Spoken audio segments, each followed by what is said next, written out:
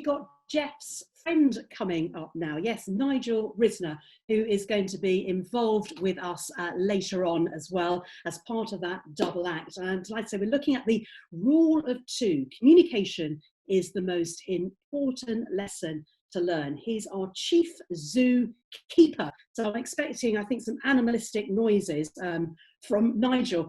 Nigel, are you there? Are you standing by? Hello, lovely. How are you? To you. I'm not going to do the full version. Oh, no, I want the whole song. I want the whole song. The whole song. Oh gosh, no. We'll have people turning off in their droves, darling. Happy birthday, birthday boy. Thank you very much indeed. You're looking younger every year. That's very kind of you. Now, apparently you're going to be talking about the understanding of the personality of a person that you're speaking to. If you understand it, then you can negotiate and create relationships that last for a lifetime. I love your title, by the way, Chief Zookeeper. So I'm expecting loads of animalistic noises and sounds. I know you're appearing later on in the show as well, but this is your own little solo slot. And because you asked nicely, because you're the birthday boy, I'm going to be your audience, representing the hundreds and thousands that you usually speak in front of. So Nigel, your 15 minutes starts now. Good luck. Thank you so much indeed. And I am so pleased to be part of today. But more importantly, for me, there's two parts to communication. There's internal communication and external communication. So Nadine, how often do you think, and do you ever speak to yourself, Nadine?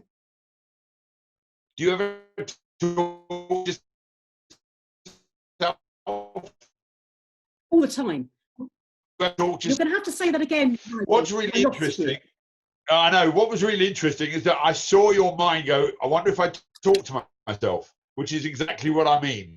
So we have two aspects to communication. We talk to ourselves and we talk externally. And you're a communicator, you're a commentator, you're a BBC reporter. And a lot of the time you'll be talking piece to camera.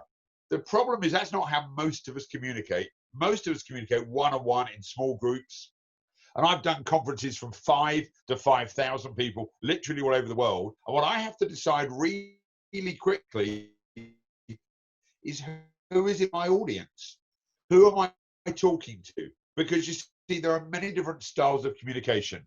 And I don't know when you communicate if you're aware of who your audience is, whether you're doing technology, whether you're doing piece to camera, who you're talking about or talking to. So I'm going to share the Zookeeper principles for communication. Now, I'm sure you may have done things like Myers-Briggs, Belbin, DISC, and all that stuff. Would that be fair? Have you done things like that? One of the problems when you do assessment tools like that is very often, and I'm going to ask you to unmute yourself in a second, Nadine, because I want to interact with you on this, okay? Very often when you do a communication program, are you aware that most people only find out who they are? Yeah, you're still on mute. Oh, no, you're not now. Okay, brilliant. The problem is, knowing who you are isn't the problem. I need to know who my audience is. So I came up with a concept a long time ago. So I was doing a presentation at Whipsnade Zoo. And as I was talking, I had a real issue. So I was talking to a junior Chamber of Commerce audience. And I have a major issue that a lot of time that I'm talking, I lose focus. So I have a phrase that says, if you're in the room, be in the room. So right now, the only person who matters in the whole wide world to me, Nadine, is you. You are my favorite person in the whole wide world, and I love you more than my children. Now, I share that because they're not here, but you know who is here is you. And when you communicate, what you've got to do is really focus on the person you're with. So I've got this audience of about 300 people at the zoo, and in the corner of my eye, I can see a man with a brown jacket on, with a long trestle table on wheels with loads of different buckets. And on the buckets were labeled monkeys, giraffe, lions, etc. And all of a sudden I had one of those moments, which is one of those aha moments, which is this guy is giving certain food to certain animals to make sure they get fed the right food. And I then thought, and I had this brainwave, that if we knew who the people we were talking to and we could communicate in their language, what would the response be? And I already know that you're probably, get ready for this, a monkey with some lion tendencies, okay? I already know that. I'm married, by the way, to a massive, massive elephant. I mean, she's a size 10, but she's a massive, massive elephant. Jeff, who's my perfect partner, who we're going to be speaking to later, has a different trait. His wife, Hayley, who we spoke about, has a different animal trait. If people are in the world and you can quickly figure out their style, life is very easy. The problem is, because sometimes we're not feeling great about ourselves, we talk in our own language. So I am a massive, massive, massive, massive, massive, get ready for this, monkey. And I've been a monkey all my life. And I have loads of different ways of communicating. And exactly what you've just done is laugh. But as a monkey, I don't do technology. And thank God we've got a whole team at Speaker's Corner who are probably speaking to you, speaking to me to make sure I'm near the camera, I'm not near the camera. And they probably sent me 18,000 links because I don't do detail. Now, it's a major problem if you don't do detail, because to do this Zoom presentation, a Microsoft team, and have 18 speakers, and then we've got a timing, you've got to be exact. Monkeys are playful, we're energetic, we're extrovert, we're lively, we're persuasive. We don't do detail. And we can only be focused at 20 minutes. Now, for you, Nadine, you're on this show for 240 minutes. There is not a chance I could do your job. I could speak for 240 minutes, but I couldn't interact and keep time because monkeys have no clue. And I'd be leaving the room, I'd need a Diet Coke, I'd need some chocolate, I'd need a wee, and that's what monkeys are like. Now, if you have them in your team and you have a meeting that lasts longer than about 20 minutes, you will see them shuffling on their phones, on Instagram, on Facebook, and this might be a serious board meeting. Now, you will have done enough press conferences where you're waiting for the speaker, or even in the middle of the speech, people start going on their phones, which is the height of disrespect. Monkeys can only be focused for about 20 minutes. So you're probably enjoying only having 20-minute moments and you get a bit of chance to interact. But then you've got the lions. Now, you'll know about lions because they are the people who think they're running the company and it's their way or the highway. And they are what I call single-minded, visionary, purposeful, and they have issues because they want to change the world and they don't want to see change happen in any other way, and they don't want to listen to anyone else. It's their way or the highway. You're too young to remember someone like Margaret Thatcher, but Margaret Thatcher as a Prime Minister, it was her way or no way. That's just the way it was. I did the Eurotunnel launch with Margaret Thatcher. Oh, did you? Yes, it's makeup and lights. Okay. But you know that when she launched it, it was her idea. It had nothing to do with the French, and we built it ourselves. Now, here's a joke, and I often share this on stage, that if monkeys had been involved in building the tunnel, we probably wouldn't have met halfway, because monkeys think 87% is close enough. So monkeys can't get involved in structural engineering, in anything precise in building. We don't do that. We're great at communication, sales, marketing, but where there's a precise job, monkeys aren't involved. The lions are going to direct the way the bridge is going to get built or the tunnel. The problem with lions, and I'm going to try and be very clear on my language, is that lions will often come into a meeting, they'll fly around like a seagull, dump a load, and then fly out again. They don't have time to clear up their mess. So you will have lions in your world. Sometimes we'll be organising a press conference, and they'll say, you've got 4 minutes, Nadine, to ask a question, and that's it. And exactly at 3 minutes 59, they'll shut you down because they don't care about empathy and compassion. And it's a problem in leadership because a lot of lions are running companies and forget there's a human side to it. I often share with lions, when was the last time you gave your staff a good listening to more than a good talking to? Then we've got 2 more animals just to finish the pack off. Then we have the elephants. Now, this is a cool hat. You're going to like this hat.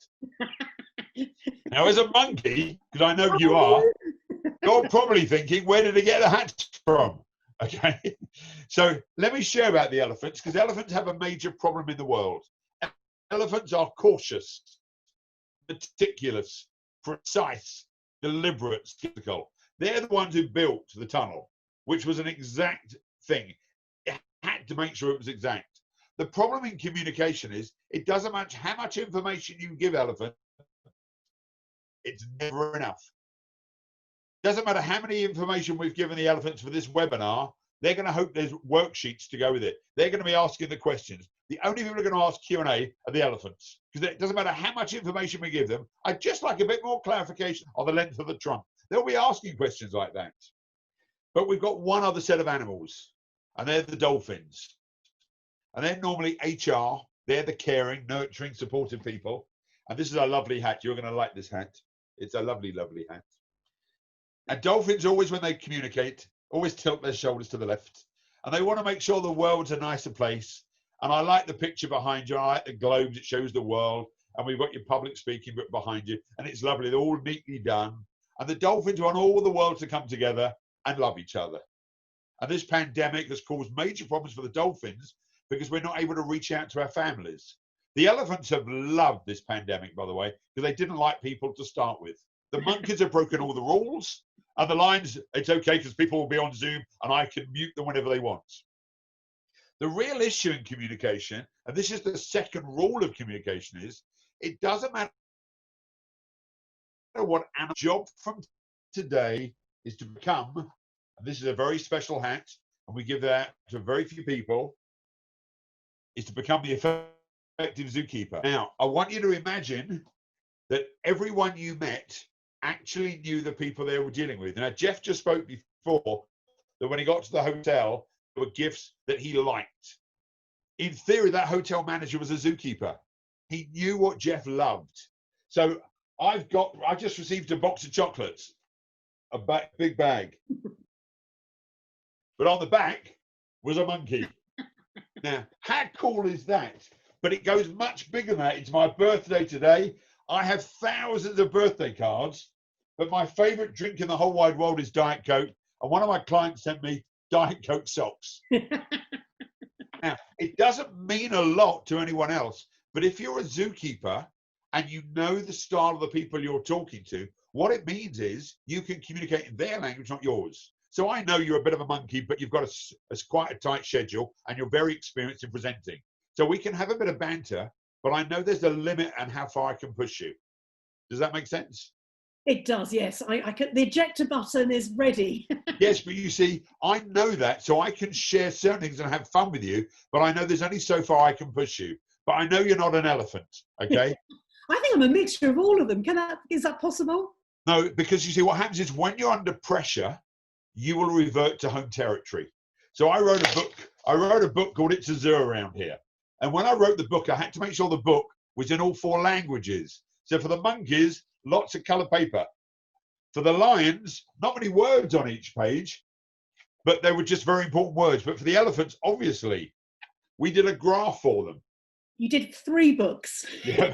And for the dolphins, we printed it on recycled paper. Very good. But here's the point. When you understand how important communication is in the workplace, the effects are dramatic. So we've done lots of research that if you're spoken to in the right way, you have 74% less stress. You have 106% more energy at work. You have 50% higher productivity, but get ready for the big one. 13% fewer sick days if you feel communicated in the right language. Now, similar to what Jeff and Reg were saying, if you focus on one thing and you do the things your staff love or your customers love, how do you think people feel? So you probably can see just by me a pillow that I received. We're big into pillows. Now I'm big into Cadbury's chocolate.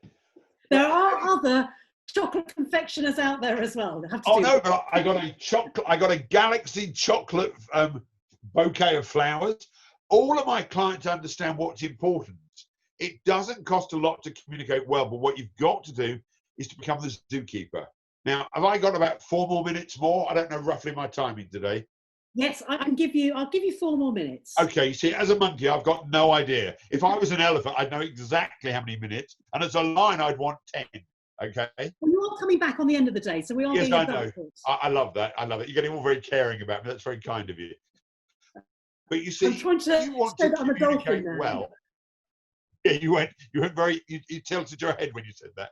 If you want to communicate really well, you've got to give your staff a good listening to more than a good talking to.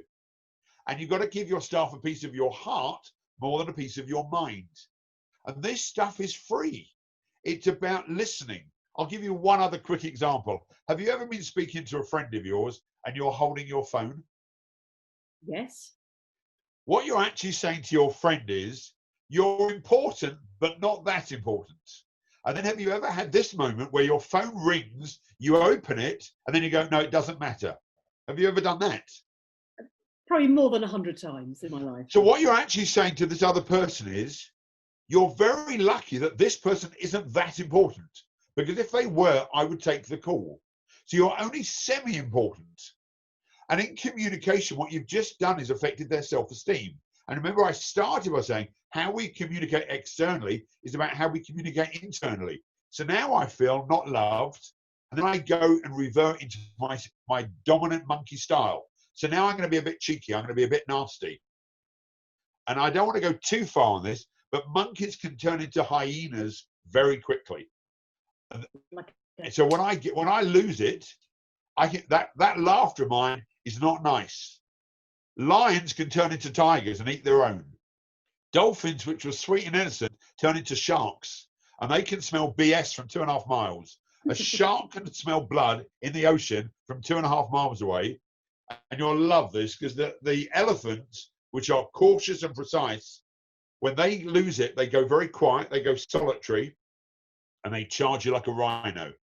And your job as a zookeeper, as a presenter, as a parent, as a Cub Scout leader, is to know your people by listening to the way they communicate. And when you listen to the way they communicate, they'll tell you which animal they are. You don't need to fill in a 25-page report. You just need to listen carefully, put your zookeeper hat on, and feed the animals the food they want, not the food that you want. And there you go, on time. Lovely. I mean, we're never going to get this time again, are we? Let's hopefully anyway not have another pandemic like this. So how can we use the time effectively when, you know, you're talking to companies and you've got teams working either remotely at home, or they are, you know, socially distancing in their office, to make sure that we can still communicate according to your, you know, your zookeeper theories and practices that you've observed over the years? Amazing question. So when I do a Zoom call and I'm in someone's home, so I presume I'm in your home somewhere, and I realize it's your home, if your cat walks by you, that's okay, because that's called human. You know, I'm not going to get uptight about it. I'm not going to ask, what's your cat's name? I'm going to interact with you, and I will know by the answer the way you give me about your cat's name, whether you're a lion, monkey, dolphin, or elephant. And the better you are listening, the easier it is. But the first question I ever ask people is, how's it going? What's going on for you? Not, are there issues? And I listen a lot better. The word listen, do you know how to spell listen, by the way? Listen. So you've got to listen 10 times the amount that you speak. But we used to say 2 ears and 1 mouth. If that was the case, the word would be list 2, but it's list 10. The greatest zookeepers are the greatest leaders, are the greatest listeners. Sometimes when I work with a council or I'm working with a large organization, there are 2 or 3 deaf people in the audience, and they will be watching me speak, and they will remember every word I've said, because they have to be in the room, watch very carefully. Deaf people listen unbelievably well. People like you and I don't listen well because we leave the room because we don't think we need to concentrate. Greatest leaders are the greatest zookeepers. That's all I can share. Indeed. And of course, you're going to be back later again. I'm just going to check, actually. We've got a Q&A here. I'm going to have to put my glasses on. Hopefully they won't steam up with all this excitement. Let's have a look. Okay, so how do we avoid boxing people once we know what animal they are? Lovely question from South Africa, from Johannesburg. Thank you very much to Daniel for that one. Okay, so for Daniel, goeiemiddag or gaan dit baie goed. So that was just good afternoon, how are you in Afrikaans. The first thing you do is you just recognize their style. So I know I'm a monkey, which means people, when they talk to me, know short interaction, give me a bar of chocolate, don't go too much into detail. So you don't have to treat them like they're idiots. You just have to understand some of their personal needs. That's all. Yeah.